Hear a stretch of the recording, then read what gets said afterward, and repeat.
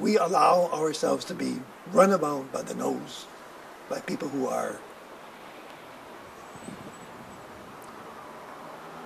less than we are, and are given to greed, given to shortcuts, given to irresponsibility, given to demagogic fear-mongering, and to militarism. But then why do we allow for that to happen? One reason for it, this is a hard message, and I'm not prepared fully to defend it. One reason for it is idealism. Walking away from power. And making yourself feel better because you are resisting it. You're sitting in the right place, you're doing this.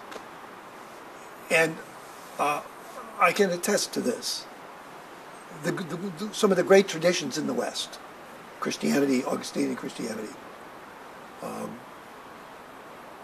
abdicate the political sphere. Say, well, there's the church, there's the state, there's the city of God, there's the city of man.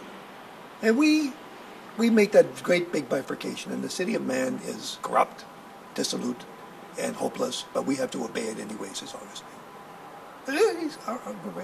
And the only thing we have to be worried about is to resist the state's attempt to prevent us from worshiping as we wish. That's the bottom line. Liberalism, capitalism also, very similarly. We must privatize, privatize, privatize. That's what the Bourgeois are telling. That's sort of even a further distortion of the capitalist position. But certainly capitalism believes very strongly in economics and not in the state. Again, leaving to the state.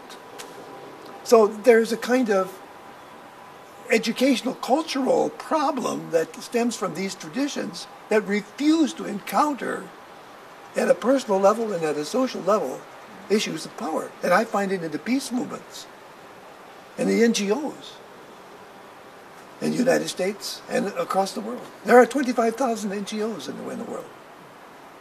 And they're trying to confront power, but they're not being realistic and serious about forming political movements that can, in fact, turn governance around.